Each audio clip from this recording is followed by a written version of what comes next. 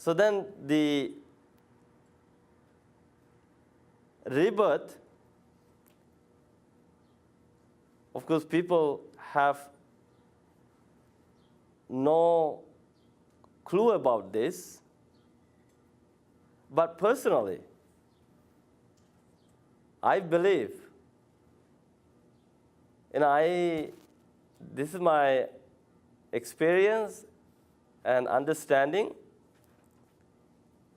I had been a monk in my past life.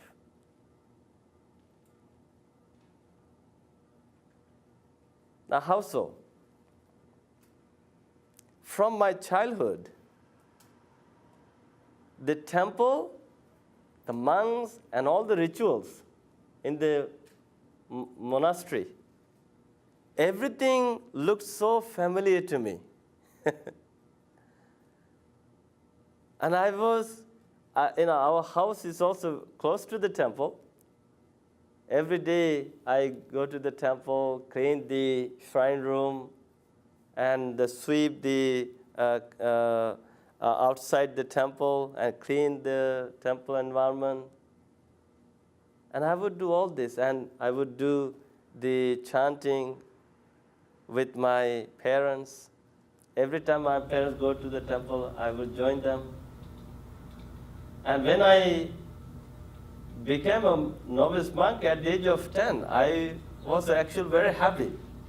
Although it was kind of the cultural practice to become a monk for a short time, but I remained as a monk. And I have been a monk for many years. And so even right now, everything is looking so familiar to me. Now there is a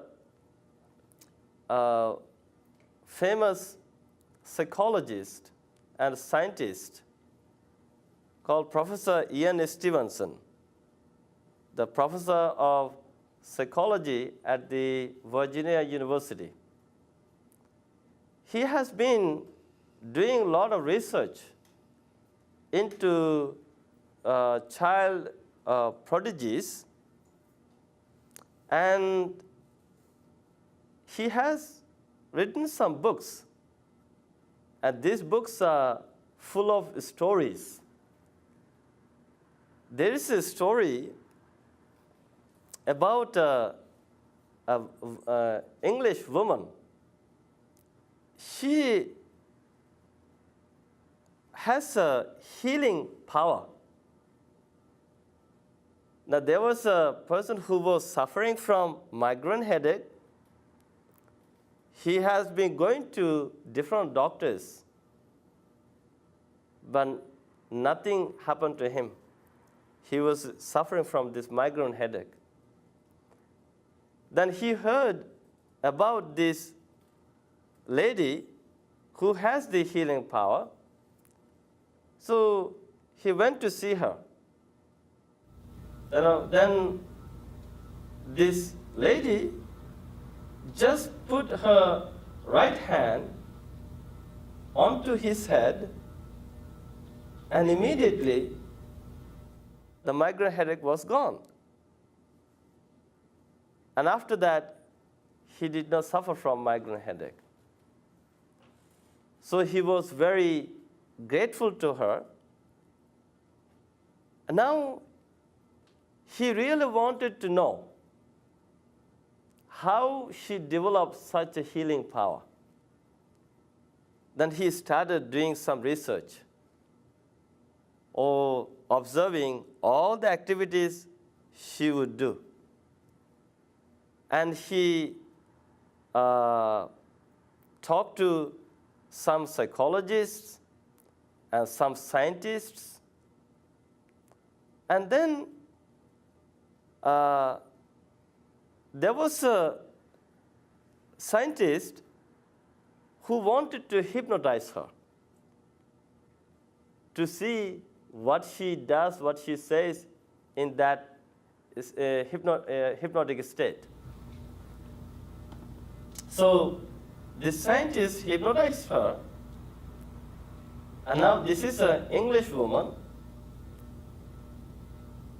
in hypnotic state, she started talking in a different language, not in English. So they recorded the conversation, whatever she was saying, and then later on, they realized she was speaking in Japanese. So now they wanted to know what is she saying in Japanese. So then they went to the Japanese embassy and asked them to listen to this woman's whatever she was saying and to translate. So the Japanese people translated. They said she was talking about her experience in her past life. That is, she was going to a monastery every day to clean the shrine room. After cleaning the shrine room, she would make a wish. What kind of wish?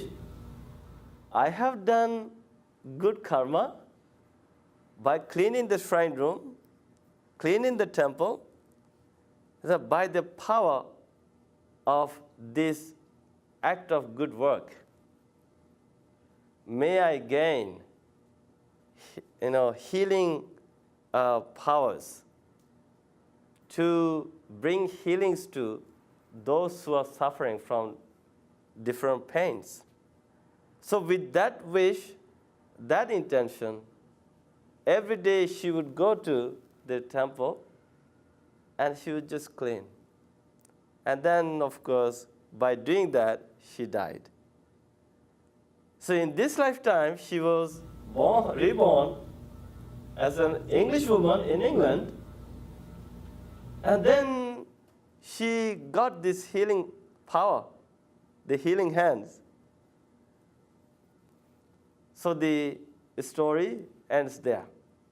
Now in the Eastern spiritual traditions, the notion of samsara and the rebirth is not a difficult thing for people to understand.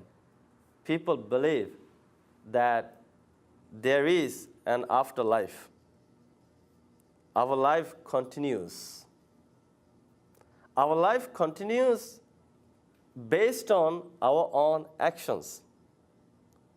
All we have to understand, now in this lifetime, let's say we are human beings. As human beings, what kind of habit are we developing? How are we behaving? And what kind of attitude are we developing? And what kind of mind are we developing? Now, if you are developing a human habit, human behavior, human attitude, and human mind, and after death, what are you going to be? A human being. And if you develop the divine habit, divine behavior, divine attitude, divine mind, what are you going to be? Divine. But if you develop an animal habit, animal behavior, animal attitude, animal mind, an animal. It's not a difficult thing to understand. This is why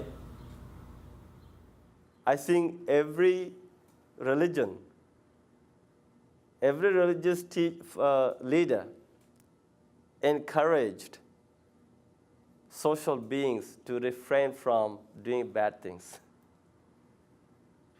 They encourage to do good things. You can see this in every religion. It's not just Buddhism. But Buddhism goes beyond that. When you do good and bad, these two will push you in the cycle of life. But to gain release from the cycle of life, then you have to learn to purify your mind. To do so, you have to meditate. So there are 10 unwholesome actions and 10 wholesome actions. 10 unwholesome actions are those 10 that I already mentioned. 10 wholesome actions are just the opposite of them. So now, if you want to be happy, if you're concerned about your happiness, then you have to train yourself to do the 10 wholesome actions. When you do 10 wholesome actions, your good life is guaranteed in this lifetime, and also your rebirth in the heavenly world is guaranteed. Now, I don't think anyone wants to go to hell. Nobody wants to go to hell. Everyone's desire is to go to the divine world.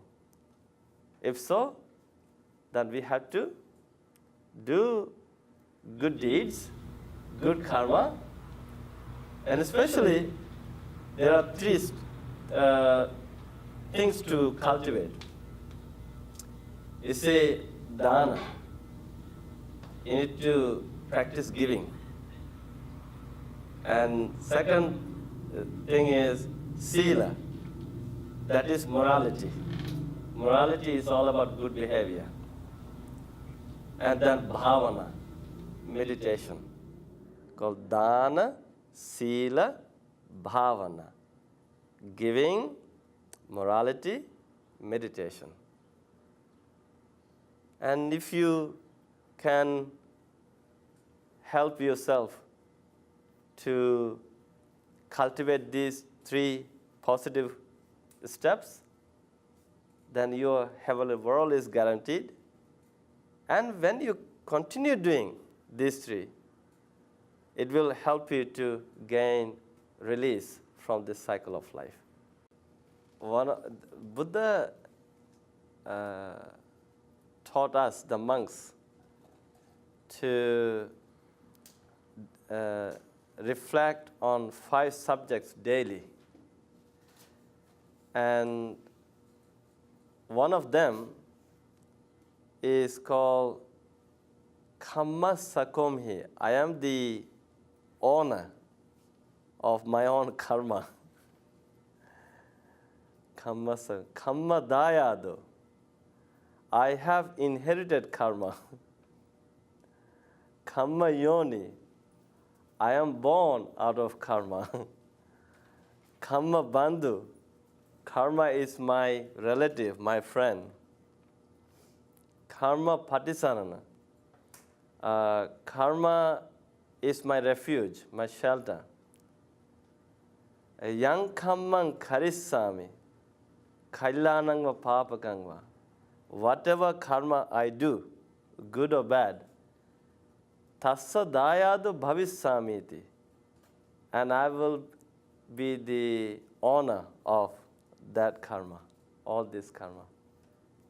Abhinham pachavikitabang. These subjects, this thing must be reflected every day. So,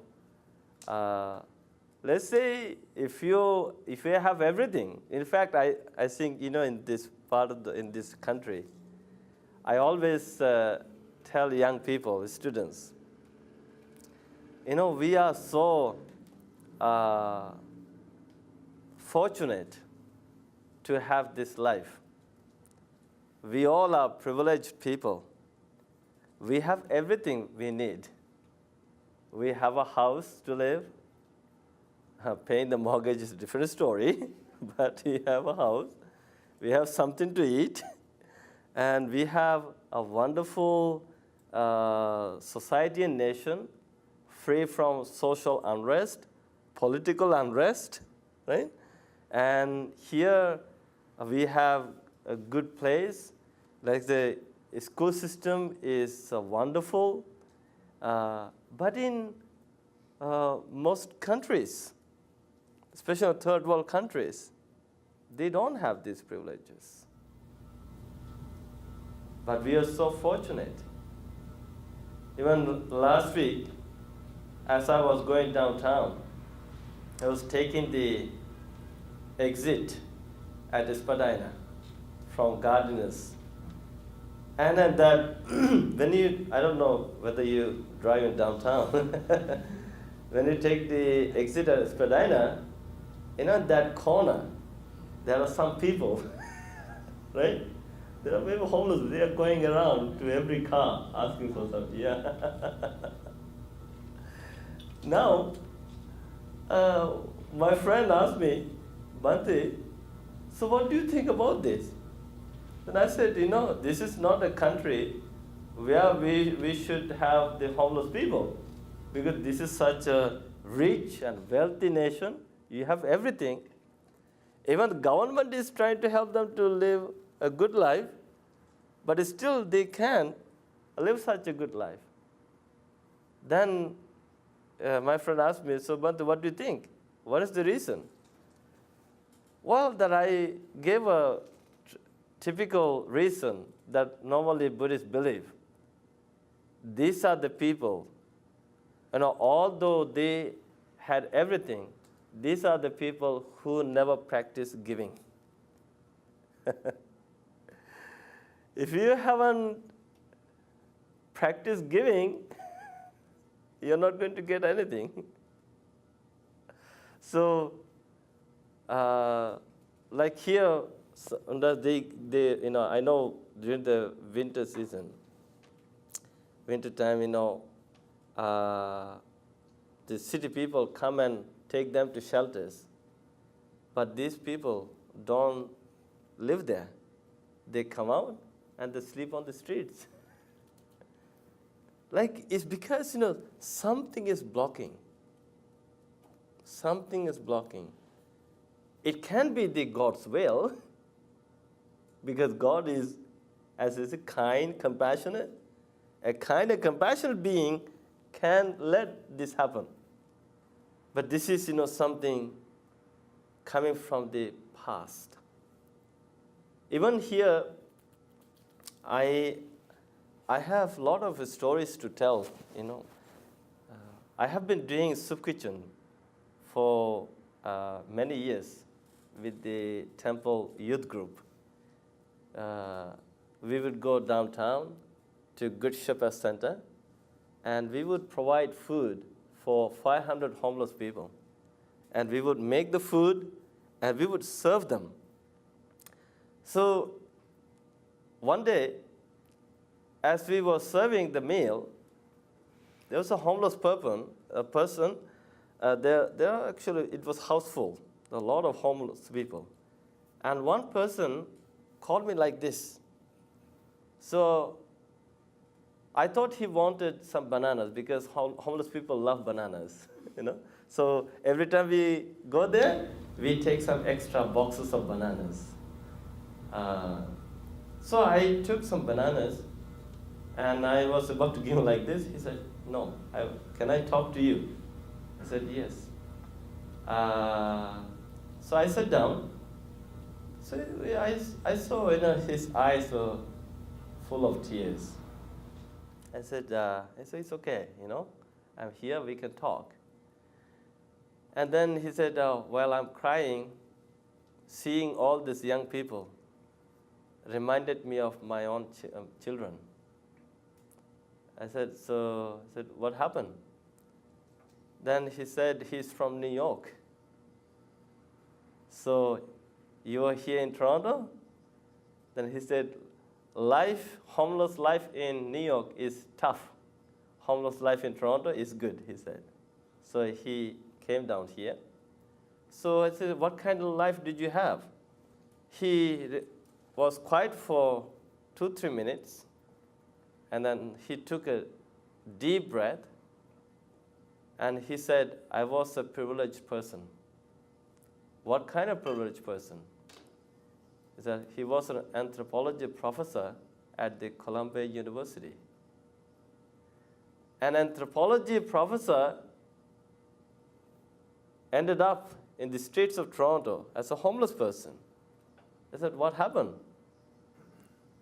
Again, he was into an extramarital affairs, and then he got caught. There was some, hard times. The wife filed a divorce case, and then they got divorced. And then he was not able to take care of the house. He was kind of negligent. And then he lost the house, he lost the wife, he lost the kids, and he lost the job. Now he has no place to go except the street. So then, I gave him some comforting words. I said, okay, everything will be fine. Now you know what happened. I strongly believe you can rebuild your life. So just be patient. Now, rebuilding your life is based on what you're doing right now. So you have to now start loving yourself. So again, I shared those 4 things: habit, behavior, attitude, and mind. Right? So from this story is revealing many things about us. Now, here's a person who had everything he was enjoying, and suddenly he lost everything. Of course, there's something about this in this lifetime because of his behavior. And above all, is this something that blocked him from the past life, or whatever karma he did in the past life. So now, there are a lot of people, who are suffering from not having enough, losing everything. And at the same time, we see there are people, although they have been suffering at the beginning of their life, later on, they are really enjoying a privileged life. So now karma is actually, what we have to understand is the emotion that karma in reality, in essence, is an emotion. Now, what kind of action are you doing with what kind of emotion? And if you can understand this, that will help you to change your life, your action. Because of not understanding this, people don't know what to do. They think they are doing the right thing, but they are ending up doing the bad things. So all these actions, that's why every action has a reaction, whatever we are doing. For this, actually, we don't need a religion. Take us as human beings. As human beings, what am I doing? Am I doing the wrong thing, or am I doing the right thing? If I'm doing the right thing will happen in my life. Everything will be okay. But if I'm doing the wrong thing, my life will be a kind of mess. So that's why we need to develop sati, mindfulness, to be mindful of this aspect. Like, as you said, we need to be mindful of this. I am the owner of my own karma, good or bad.